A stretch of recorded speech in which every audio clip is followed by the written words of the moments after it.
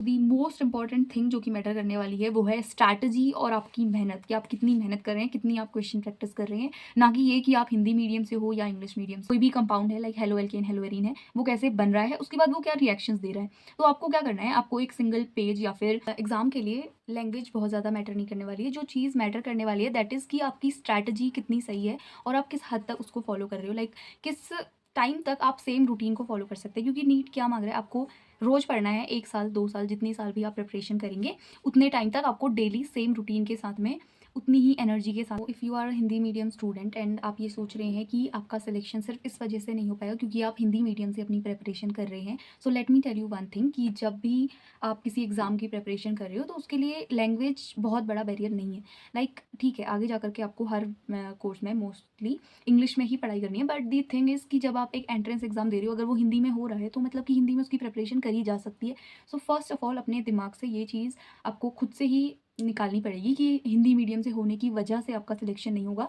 The thing जो कि matter करेगी कि आपका सिलेक्शन होगा नहीं होगा, वो ये है कि आप कितनी मेहनत करते हैं, आप कितनी कंसिस्टेंसी के साथ में पूरे साल भर या 2 साल अपनी प्रिपरेशन को कंटिन्यू करते हैं। And I was also a Hindi medium student till my class 12th। In my drop year मैंने कुछ रीजंस की वजह से, क्योंकि मेरे से एनसीईआरटी हिंदी की बहुत ज़्यादा नहीं पढ़ी जा रही थी, उसकी वजह से मैंने अपनी प्रिपरेशन को इंग्लिश में कंटिन्यू करा था। लाइक मैं इंग्लिश में पढ़ती थी और मैंने एनसीईआरटी वगैरह जो है इंग्लिश में ही पढ़ी है। तो दी थिंग इज़ कि मैंने स्कूलिंग अपनी हिंदी मीडियम से ही करी थी, तो बेसिक्स हिंदी के ही रहते हैं। उसके बाद में मैंने प्रिपरेशन के लिए अपना इंग्लिश में कंटिन्यू करा था।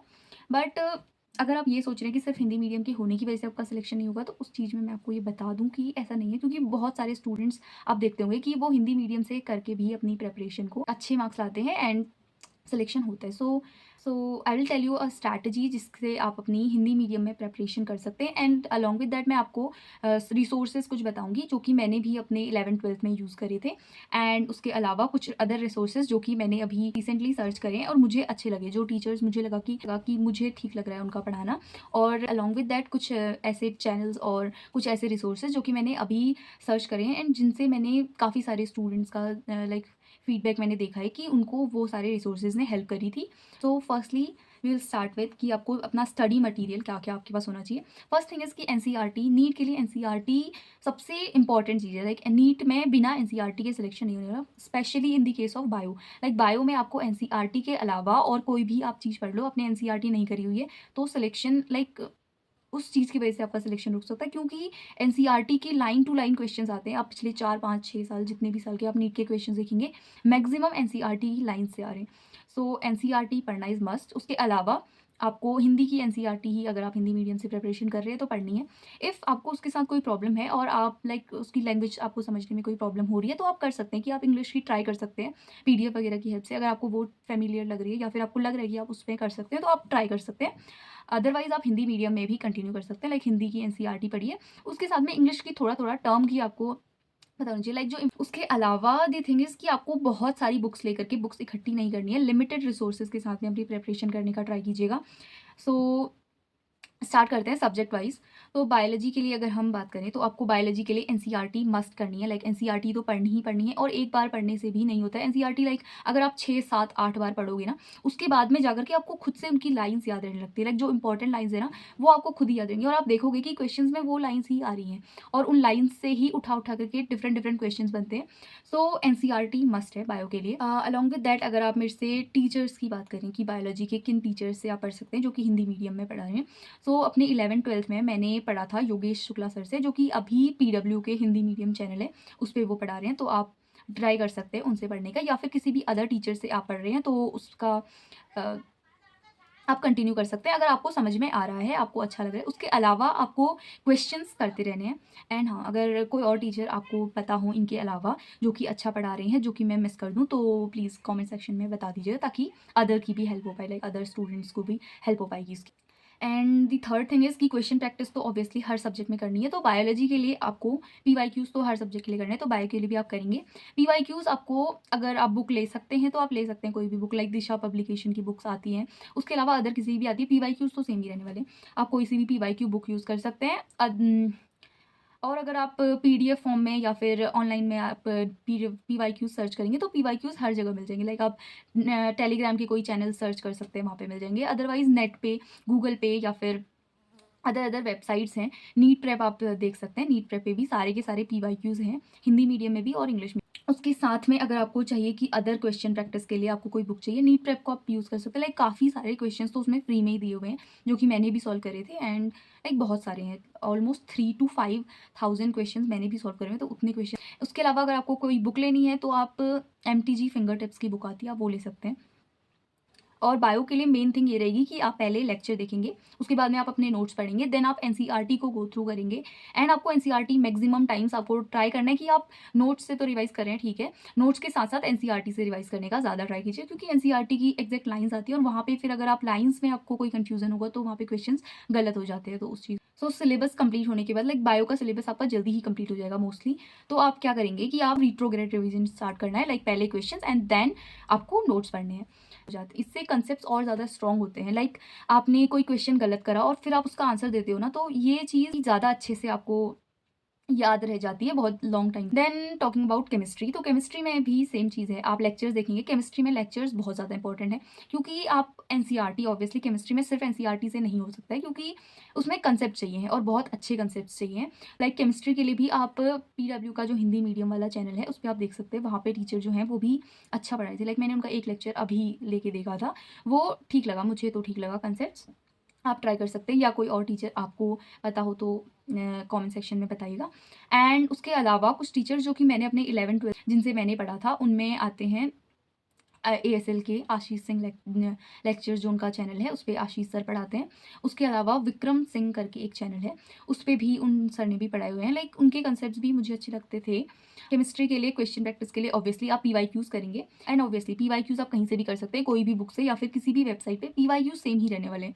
एंड उसके अलावा आप बुक अगर लेना चाहें तो MTG फिंगर टिप्स की बुक ले सकते हैं, क्योंकि उस पे ना मल्टीपल क्वेश्चंस आपको मिल जाएंगे। लाइक नॉट नेसेसरीली कि आपको यही बुक लेनी है, कोई अदर बुक आपको पता हो जिसमें नीट लेवल के क्वेश्चंस हैं तो आप वो ले सकते हैं। इसके अलावा ट्राई कीजिएगा कि अगर आपके पास टाइम रहता है या फिर वीडियो लेक्चर्स की हेल्प से आप कर सकते हैं कि ये जेई मेंस के जो पीवाईक्यूज होते हैं वो भी केमिस्ट्री में लगाने की कोशिश कीजिएगा, क्योंकि अभी रिसेंटली ये भी हो रहा है कि जो जेई मेंस के पीवाईक्यूज है वो नीट में हो जाते हैं रिपीट कुछ कुछ, तो वो आपको ट्राई करना है। उसके अलावा केमिस्ट्री का 3 पार्ट्स बेसिकली हैं, इनऑर्गेनिक, ऑर्गेनिक एंड फिजिकल।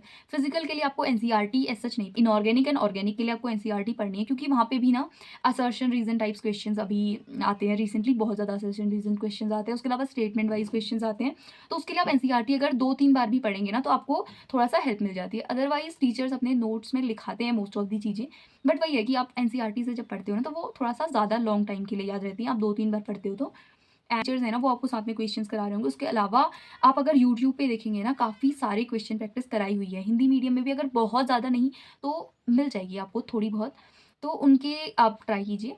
उसके ऑर्गेनिक एंड इनऑर्गेनिक में आपको एनसीईआरटी पढ़नी है। उसके साथ में ऑर्गेनिक के लिए एक इंपॉर्टेंट चीज़ कि ऑर्गेनिक में ना काफ़ी सारी रिएक्शंस होती हैं, हर एक चैप्टर की different different reactions, specially 12th की जो है उसमें तो मैक्सिमम रिएक्शंस ही होती हैं कि कोई भी कंपाउंड है like halo alkane hello arene है, वो कैसे बन रहा है, उसके बाद वो क्या रिएक्शंस दे रहा है। तो आपको क्या करना है, आपको एक सिंगल पेज या फिर एक चार्ट टाइप्स लेना है एंड A4 शीट आप ले सकते हैं। उस पर आपको एक पेज पे आप बनाइए कि सारी की सारी फॉर्मेशन की जो रिएक्शंस हैं उनका एक चार्ट बना लीजिए। एक फ्लो चार्ट टाइप आप बना सकते हैं या फिर एक रिएक्शन चार्ट टाइप्स आप बना सकते हैं, उसमें बीच में हेलो एल्केन्स लिखिए। एंड देन इसका एक सैम्पल मेरे पास है जो कि मैंने अपने 12th के टाइम पे बनाया था, तो वो मैं कम्युनिटी पोस्ट पे डाल दूंगी, उससे आप थोड़ा सा आइडिया ले सकते हैं कि किस तरीके से आप ये कर सकते हैं। इससे क्या होगा कि आप रिएक्शंस रिवाइज करना चाहते हो तो आपको काफ़ी कम टाइम में रिवाइज कर सकते हो। वैसे ही हर एक चैप्टर की फॉर्मेशन की एंड देन उनसे कौन सी रिएक्शंस दे रहे हैं उनकी आपको रिएक्शन चार्ट्स बना के रखने हैं।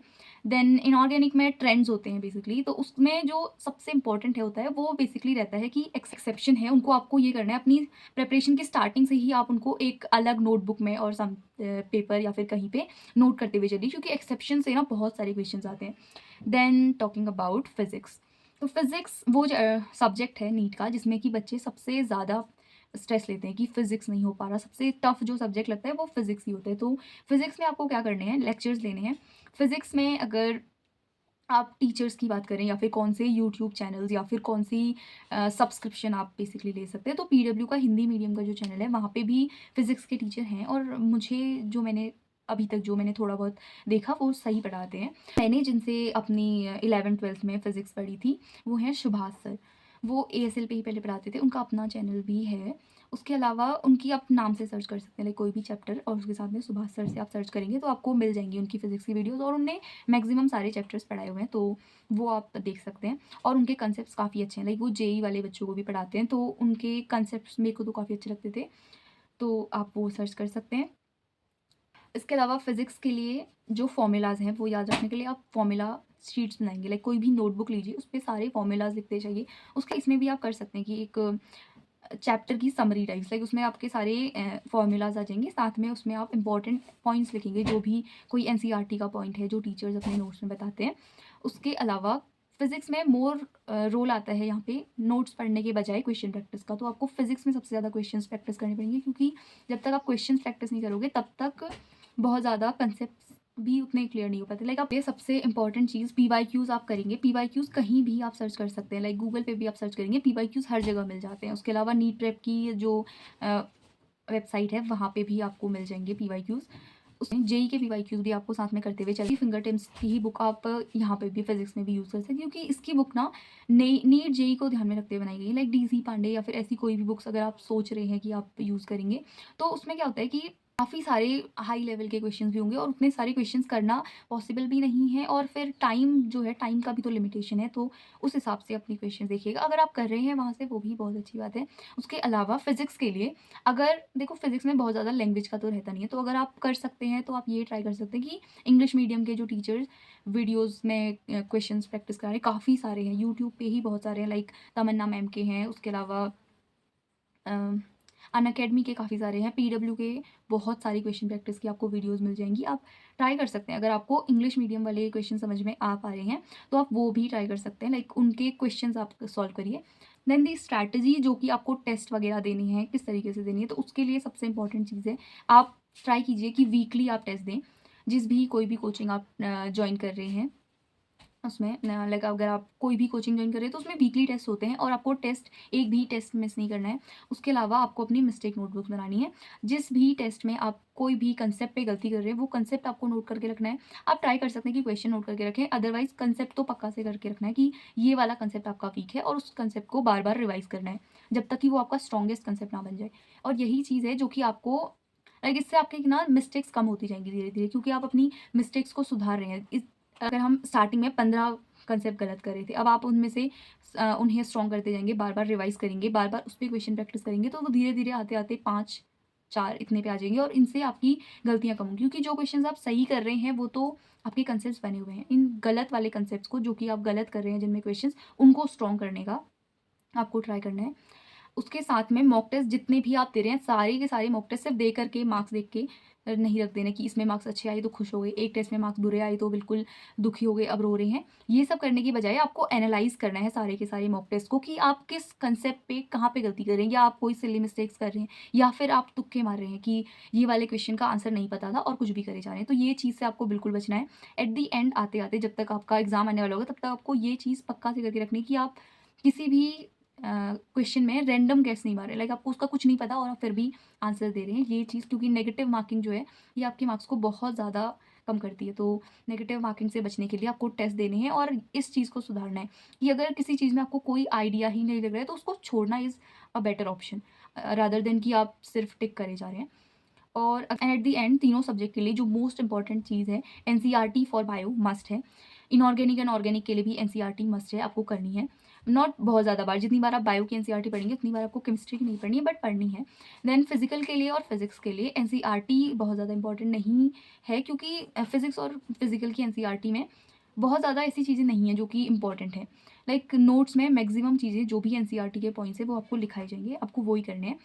एंड क्वेश्चंस फिजिकल और फिजिक्स के लिए पक्का से बहुत सारी क्वेश्चंस आपको प्रैक्टिस करनी पड़ेंगी, नोट्स रिवाइज करने हैं, साथ में क्वेश्चंस प्रैक्टिस करनी है। तीनों ही सब्जेक्ट के लिए क्वेश्चन प्रैक्टिस आपको पक्का से करनी है। पीवाईक्यूज़ को आप मैक्सिमम प्रायोरिटीज़ देंगे। सबसे पहले आप नीट के PYQs along with JEE Mains के PYQs for physics and chemistry, and then आपको अदर क्वेश्चंस जो प्रैक्टिस करने हैं, अपने टीचर के जो भी नोट्स में स्लाइड में क्वेश्चंस होते हैं वो क्वेश्चंस पक्का से करने हैं। उन क्वेश्चंस को एक बार लेक्चर होने के बाद में आपको खुद से ट्राई करके देखना है कि आप खुद से उनको कर पा रहे हैं सॉल्व या नहीं। देन आपको अदर क्वेश्चन प्रैक्टिस के लिए आप एमटीजी फिंगर टिप्स की बुक ले सकते हैं, या फिर आप नीट प्रेप एसेंशियल का जो वेबसाइट है वहाँ पे आप देख सकते हैं। काफ़ी सारे क्वेश्चंस आपको फ्री में भी वहाँ पे अवेलेबल हैं। एंड अगर आपको मोर क्वेश्चंस चाहिए फ्री में, तो उसके लिए आप सर्च कर सकते हैं यूट्यूब पे कोई भी चैनल जिन पे हिंदी मीडियम के जो क्वेश्चंस हैं सॉल्व कराए जा रहे हैं, या अगर आपको इंग्लिश से बहुत ज़्यादा लैंग्वेज का प्रॉब्लम नहीं है, तो आप इंग्लिश मीडियम वाले टीचर्स की भी जो क्वेश्चन प्रैक्टिस की सीरीज़ है वो यूज़ कर सकते हैं, क्योंकि फिजिक्स के लिए तो मोस्टली लैंग्वेज का बहुत ज़्यादा रोल नहीं है, तो वहाँ पे आपको हेल्प हो जाएगी। लाइक आपको क्वेश्चन बहुत सारे मिल जाएंगे जो कि टीचर के साथ आपको सॉल्व करने को मिल रहा है। अलॉन्ग विद दैट ऐसा कुछ नहीं है कि अगर आप इंग्लिश वाले क्वेश्चन सॉल्व नहीं करेंगे तो आप पीछे रह जाएंगे। आपको फिंगर टिप्स की बुक ले लेनी है, या फिर कोई भी अदर क्वेश्चन प्रैक्टिस की बुक जो कि आप यूज़ कर रहे थे अभी तक। एंड इसके अलावा कोई और चीज़ मेरे से छूट गई हो जो कि इम्पॉर्टेंट है आपको लगता है, या फिर जो चीज़ आपको आपके प्रिपरेशन में कहीं हेल्प कर रही है, तो आप उसे कमेंट सेक्शन में बता सकते हैं, ताकि अदर बच्चों को भी हेल्प हो पाए। लाइक जो अदर लोग इस चीज़ के साथ स्ट्रगल कर रहे हैं कि उनको क्वेश्चन प्रैक्टिस के लिए कोई बुक नहीं मिल रही। सो या that was it for this video. Thank you so much for visiting. And अगर आपको ये वीडियो अच्छी लगी हो तो कमेंट्स में बताइएगा, एंड कोई और क्वायरीज हो जो कि आप पूछना चाहते हो तो आप पूछ सकते हैं। And thank you so much for visiting.